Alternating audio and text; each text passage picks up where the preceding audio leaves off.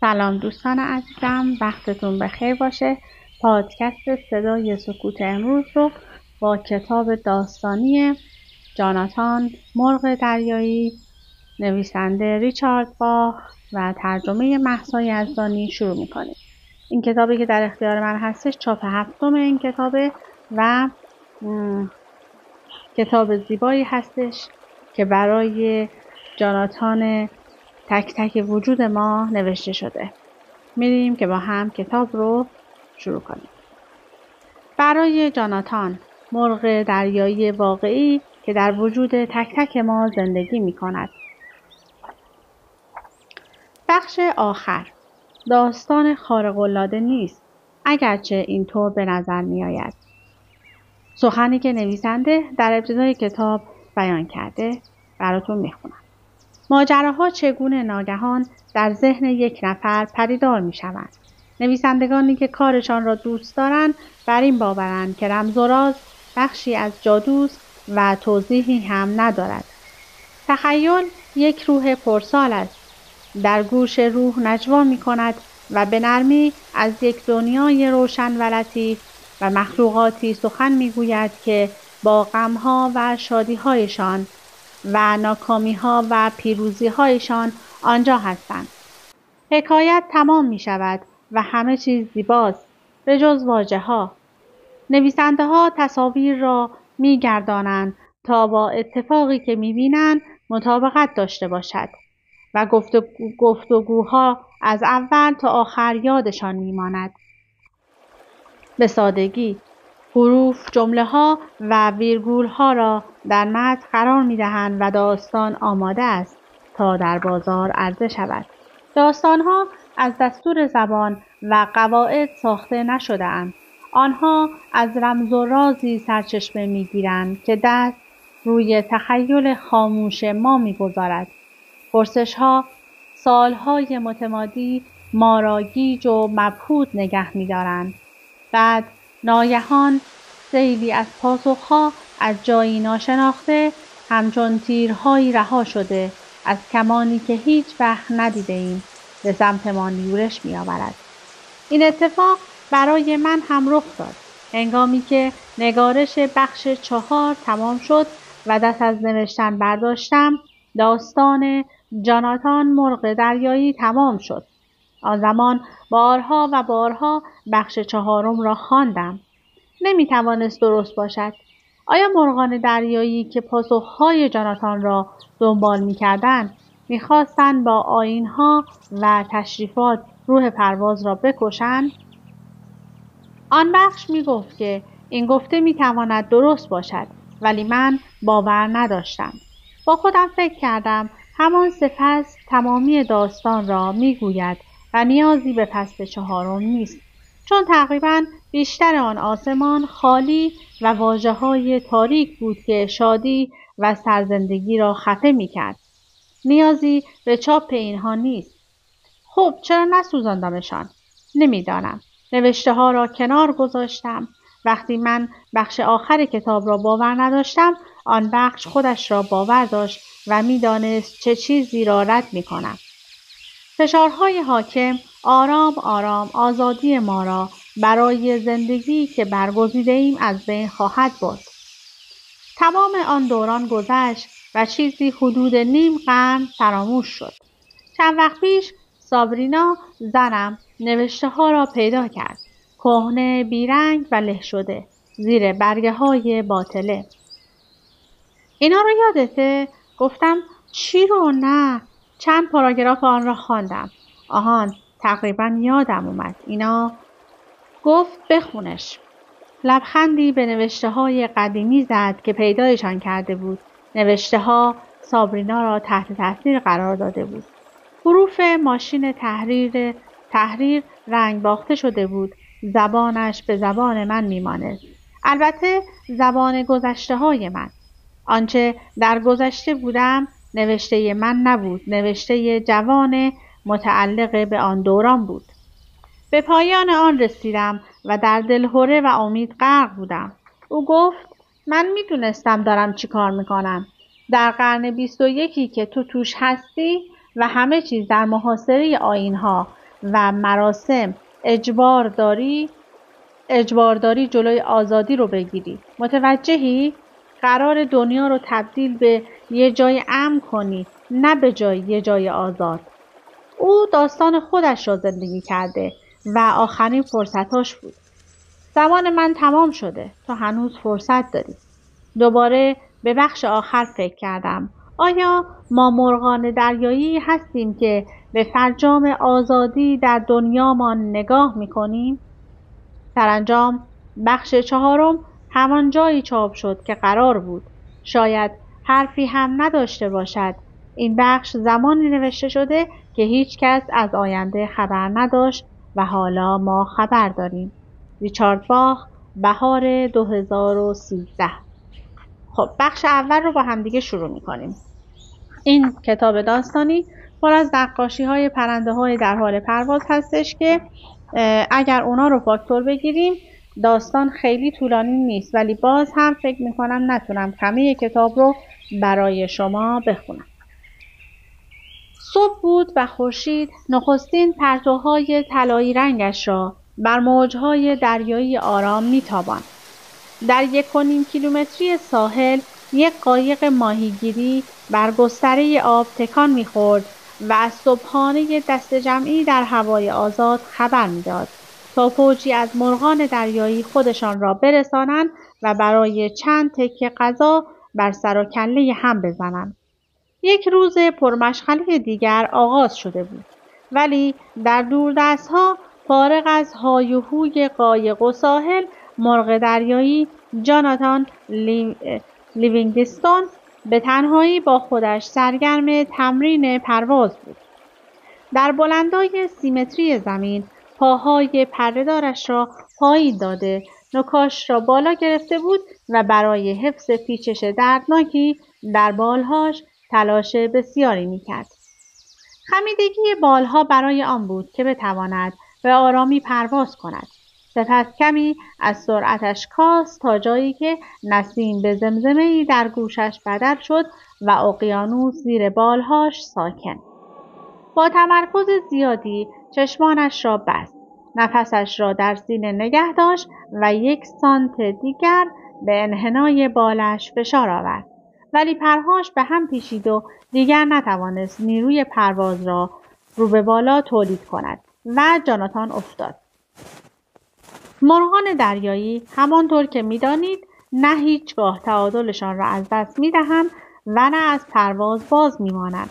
بازماندن از پرواز در هوا برای آنها مایه شرم و ننگ است. ولی مرغ دریایی جاناتان لیوینگستون که با وجود دردی که در خمیدگی بالهای لرزانش میپیچید و بی هیچ شرمی آرام آرام بالهاش را کش میداد و بار دیگر از پرواز باز میماند. یک پرنده معمولی نبود. بیشتر مرغان دریایی زحمت فراگیری چیزی را به جز ساده ترین حقیقت‌های پرواز به خود نمی‌دادند. آنها فقط پی یافتن راهی بودند که بدانند چگونه برای دستیابی به غذا از ساحل دور شوند و دوباره بازگردند. برای بیشتر آنها مسئله پرواز نبود، مهم غذا بود و بس. در حالی که دغدغه جاناتان نه غذا بلکه پرواز بود. مرغ دریایی جاناتان لیوینگستون بیش از هر چیز به پرواز عشق می‌ورزید.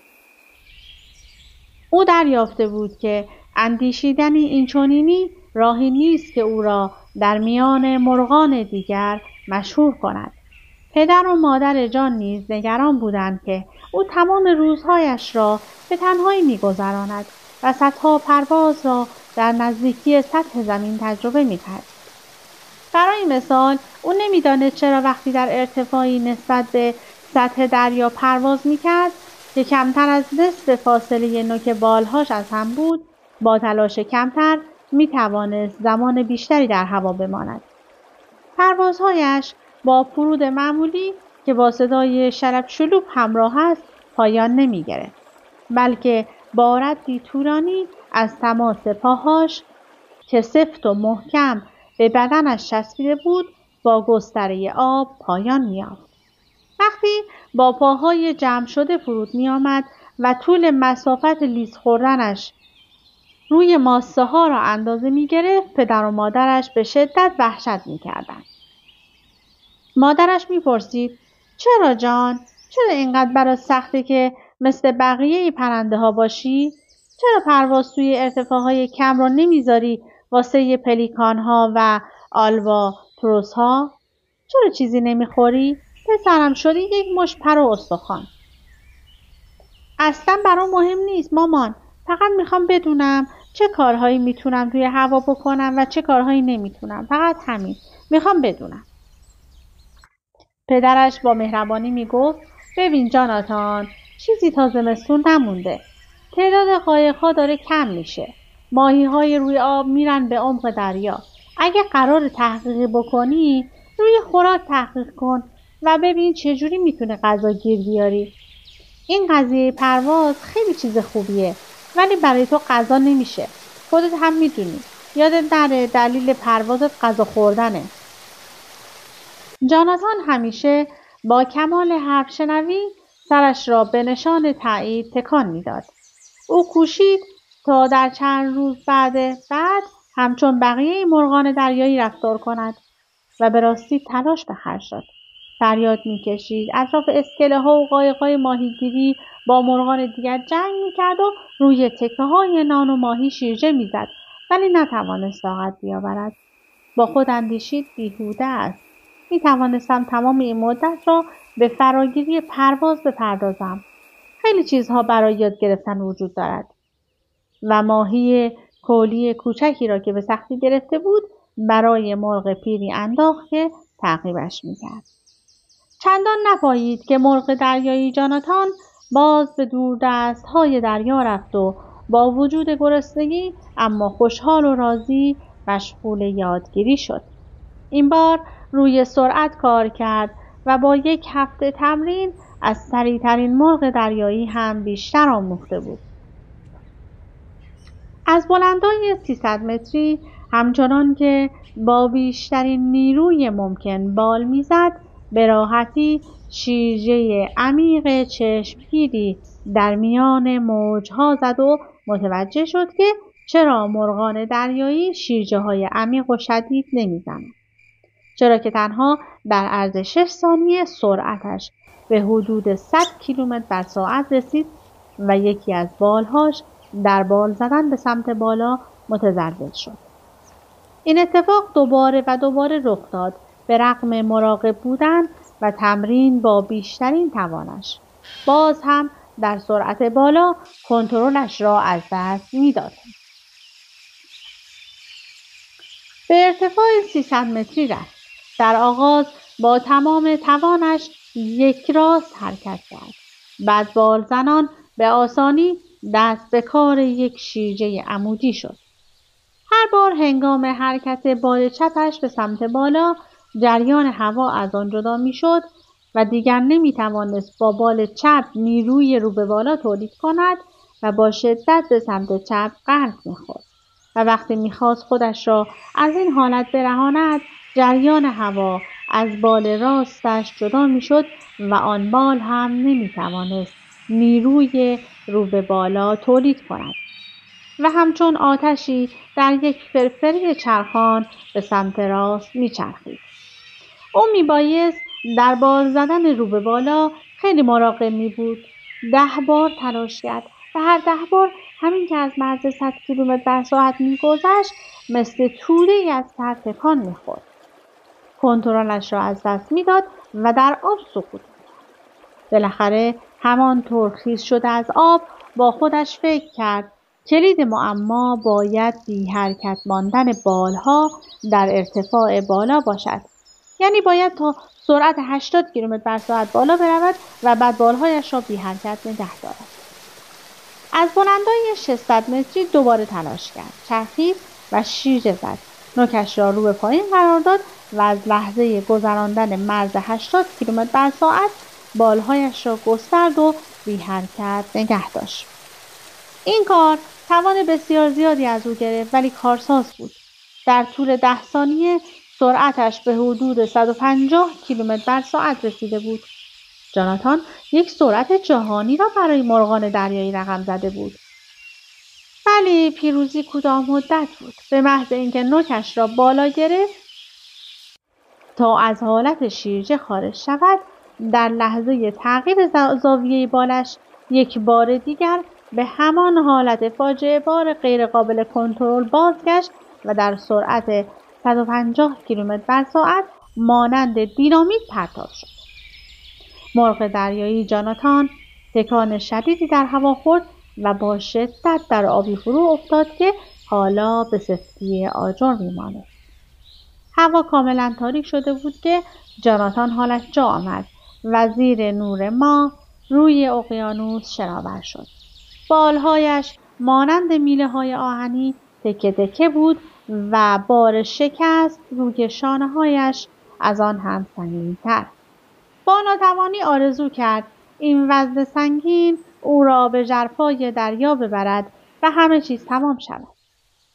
همانطور که در آب فرو می‌رفت، صدای شگرفی در درونش طنین انداخت. هیچ راهی وجود نداره. من یک مرغ دریاییم و با طبیعت خودم محدود شدم. اگه قرار بود خیلی چیزها درباره پرواز بیاموزم، بایستی میتونستم توی ذهنم نقشه بکشم. اگه قرار بود با سرعت پرواز کنم، میبایست بالهای کوتاه یک شاهین را میداشتم و به جای ماهی با خوردن موش زنده میماندم. حق با پدرم بود. باید از این حماقت دست بکشم.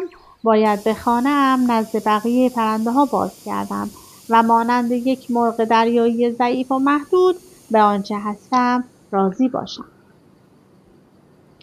صدا رو به خاموشی رفت و جاناتان تسلیم شد. در شب جای یک مرغ دریایی ساحل است و از آن لحظه به بعد او با خودش عهد کرد که یک مرغ دریایی معمولی باشد. این برای همه بهتر بود. با خستگی هرچه تمام آب تیره را پس زد و به سمت ساحل پر گشود. جاناتان از آگاهی‌های تازه فرا گرفته‌اش درباره پرواز در بلندای کم سپاسگزار بود. با خودش فکر کرد ولی نه، راهی که می‌رفتم تمام شد. تمام چیزهایی که یاد گرفتم به پایان رسید. من هم یک مرغ دریاییم مثل بقیه و شبیه اونها پرواز می‌کنم. بعد با رنج و تلاش تا بلندای 30 متر بالا رفت و بالهاش را محکم‌تر به هم زد و مصرانه به سمت ساحل پرواز کرد. حالا که تصمیم گرفته بود یک مرغ دریایی باشد، احساس بهتری داشت. دیگر زیر فشار نیرویی نبود که او را به فراگیری وامی داشت. نه چالشی در کار بود و نه شکستی. و خیلی زیبا بود که با ذهنی خالی در ژرفای تاریکی به سوی چراغ‌ها بر فراز ساحل پرواز کنی. ندا ناگهان پیام داد. تاریکی؟ مرغان دریایی هیچگاه در تاریکی پرواز نمی‌کنند. جاناتان توجهی به پیام نشان نداد. با خود اندیشید چقدر زیباست. نور ماه و چراغ‌ها بر روی آب برق می‌زد و رد نور فانوس دریایی را روی آب می‌انداخت. همه چیز آرام و ساکن بود. ارتفاع را کم کن. مرغان دریایی هیچگاه در تاریکی پرواز نمی‌کنند. اگر قرار بود در تاریکی پرواز کنی، میباید چشمان یک جغد را می‌داشتی. باید توی ذهنت نقشه می‌کشیدی و بالهای کوتاه یک شاهین را می‌داشتی. در ژرفای تاریکی در بلندای 30 متری زمین، مرغ دریایی جاناتان لیوینگستون چشمانش را بست. تصمیمی که گرفته بود و در دورنجش از بین رفت. بالهای کوتاه یک شاهین. قلق کار همین است. چقدر احمق بودم. تنها چیزی که لازم دارم یک بال بسیار کوچک است. فقط باید بیشتر قسمت‌های بالم را تا کنم و فقط با سر بالهام پرواز کنم. بالهای کوتاه. تا بلندای 600 متری دریای سیاه بالا رفت، بیان که به شکست و مرگ بیاندیشد. بال جلویش را به بدنش چسباند و تنها قسمت باریک و پیچ خورده سر بالهاش را در باد گشود و یک شیرجه عمودی زد. باد چونان هیولای خشمگینی بر سرش می‌غرید. 100 کیلومتر بر ساعت، 150، 200 و باز هم بیشتر. حالا دیگر فشار بالها در سرعت حدود 220 کیلومتر بر ساعت هم به سختی 100 کیلومتر بر ساعت گذشته نبود.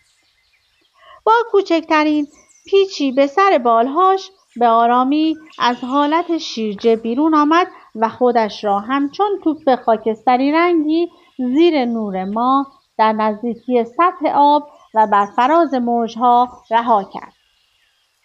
جاناتان چشمانش را بست تا باد نیازاردشان و غرق لذت شد. 220 کیلومتر بر ساعت تحت کنترل او. اگر به جای ارتفاع 500 متری از بلندای 1500 متری میپریدم، تعجب میکردم چقدر سریع. تمامی پیمانهای لحظه‌ای پیش از یاد رفت و به دست باد سپرده شد. دیگر احساس گناه نمی‌کرد و عهد با خود بسته را شکست. چون این قول‌هایی تنها برای مرغان دریایی است که شرایط عادی را می‌پذیرند. کسی که در آموخته‌هاش به کمال رسیده به چنین قول‌هایی نیاز ندارد.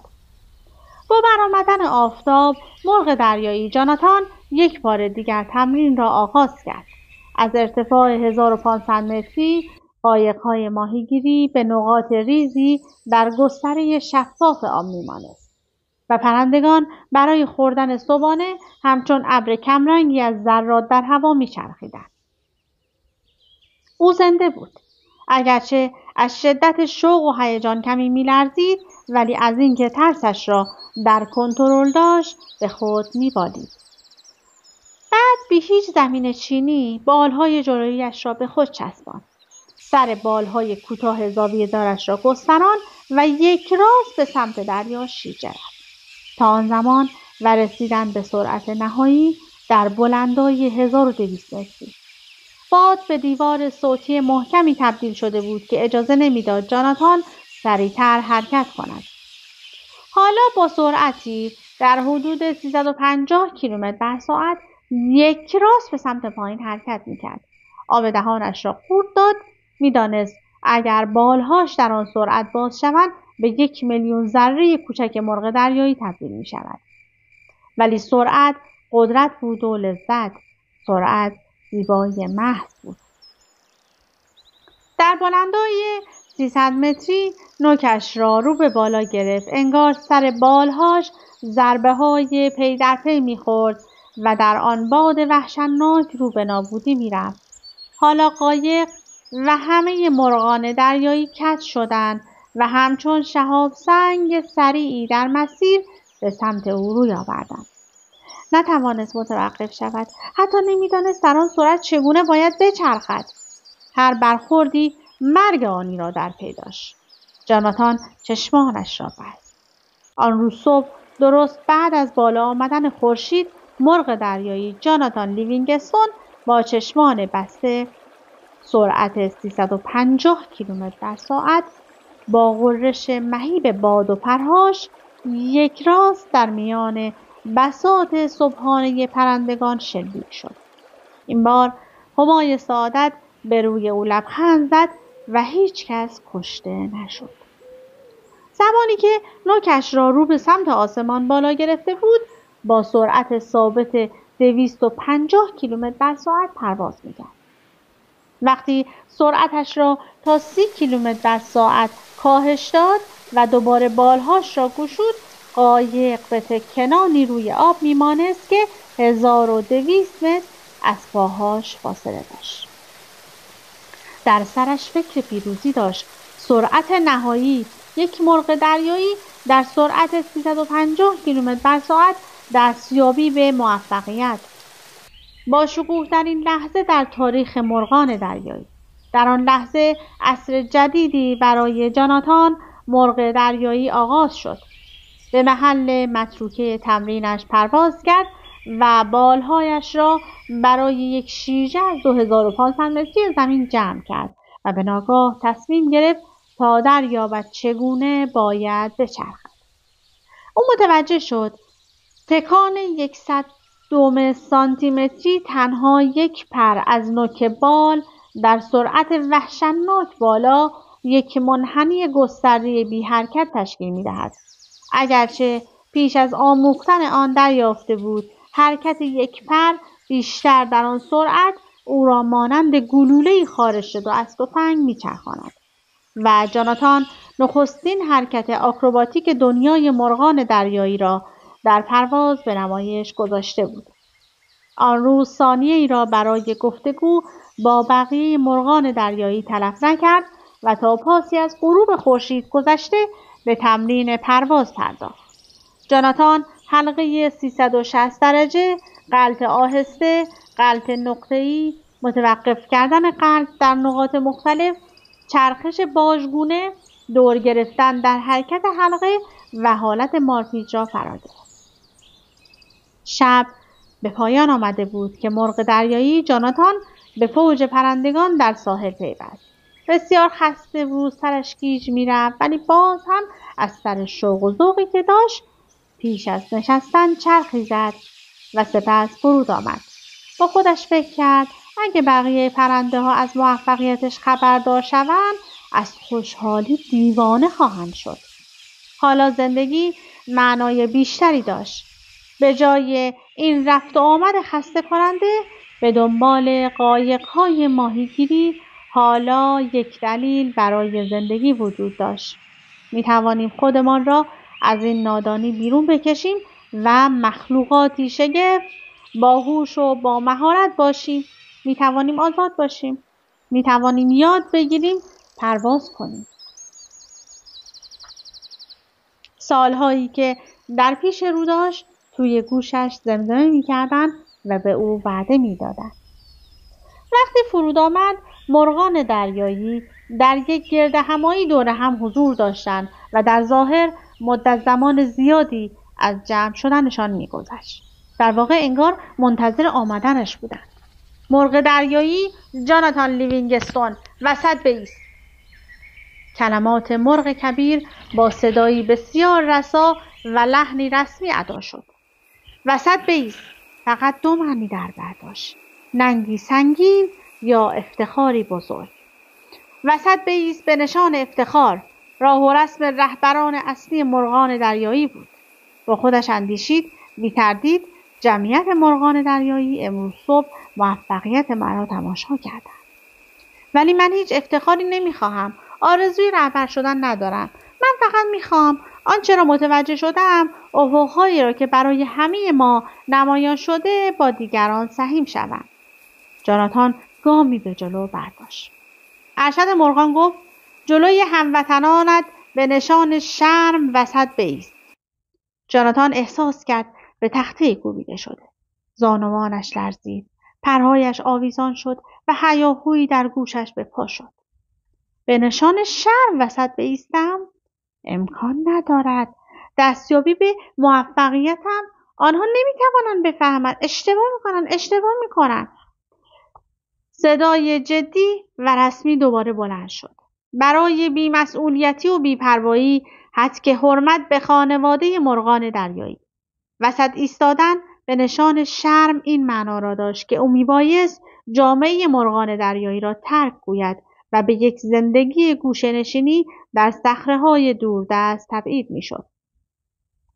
مرغ دریایی جاناتان لیوینگستون، یک روز باید یاد بگیری که بی‌مسئولیتی جبران نمی‌شود. زندگی ناشناخته و غیر قابل پیش‌بینی است. ما فقط به این دنیا آمده ایم که خورد و خوراک تهیه کنیم و تا جایی که می‌توانیم زنده بمانیم. هیچگاه یک مرغ دریایی پاسخ جمع مرغان را نمی‌دهد، ولی صدای جاناتان بالا رفت. وظیفه نشناسی؟ دوستان، چه کسی وظیفه شناستر از مرغ دریایی است که هدفی والاتر و معنای دیگری برای زندگی پیدا کرده و دنبال می‌کند. هزاران سال است ما دنبال خوردن کله ماهی در تلاش هستیم. ولی حالا دلیل دیگری برای زندگی، برای یادگیری، برای کشف، برای آزادی داریم. به من یک فرصت بدهید، اجازه دهید آنچه را یافتم به شما نشان دهم. مرغان دریایی انگار سنگ شده بود. آنها یک دهان شدند و با هم به صدا درآمدند. پیمان برادریمان شکسته شده و هماهنگ با یکدیگر گوشهایشان را بستند و به او پشت کردند. مرغ دریایی جاناتان بقیه روزهایش را در تنهایی و انزوا به سر برد، ولی باز بر فراز صخره‌های دوردست پرواز کرد. ناراحتیش از تنهایی نبود، بلکه بی‌توجهی بقیه مرغان او را می‌آزرد که نمی‌خواستند لذت و شکوه پرواز را باور کنند که انتظارشان را می‌کشید و چشمانشان را باز نمی‌کردند تا ببینند. جاناتان هر روز بیشتر می‌آموخت. او یاد گرفت که یک شیرجه سوزنی کم استکاک و با سرعت زیاد ماهی‌های کمیاب و خوشمزه‌ای را در 3 متری از سطح اقیانوس برای او به ارمغان می‌آورد. دیگر برای بقا نیازی به قایق‌های ماهیگیری و نان بیات نداشت. مسیری در حدود 160 کیلومتر را برگزیده بود که در شب در میان بادی که از جانب ساحل می‌وزید از غروب تا فراز آمدن خورشید پرواز می‌کرد و یاد گرفته بود چطور در هوا بخوابد. با همان کنترل درونی در میان مه غلیظ پرواز می‌کرد و به جانب آسمان‌های بدون ابر بالا می‌رفت. در حالی که در زمانهای بسیاری که مرغان دیگر روی زمین بودند چیزی جز مه و باران نمی‌دیدند و نمی‌شناختند. او یاد گرفت در میان بادهای تند به سرزمین‌های دور پرواز کند و خوراکی‌های خوشمزه را بیازماید. امیدی که یک روز به فوج مرغان دریایی داشت حالا تنها از آن خودش بود. او یاد گرفته بود پرواز کند و برای بهای پرداخته‌اش به خاطر آن هیچ تأسفی در دل نداشت. مرغ دریایی جاناتان دریافته بود خستگی، ترس و خشم دلایل عمر بسیار کوتاه مرغان دریایی است و اگر این عوامل از ذهنش بیرون می‌رفت بی‌تردید زندگی بسیار خوب و طولانی را در پیش رو داشت. دوستان عزیزم، امیدوارم که از این کتاب بسیار زیبا خوشتون اومده باشه. من تا صفحه 60 این کتاب رو برای شما خوندم و امیدوارم که این کتاب رو بگیرید و داستان جاناتان رو دنبال کنید. تا وایس بعدی، خدا نگهدارتون. مراقب خودتون باشید.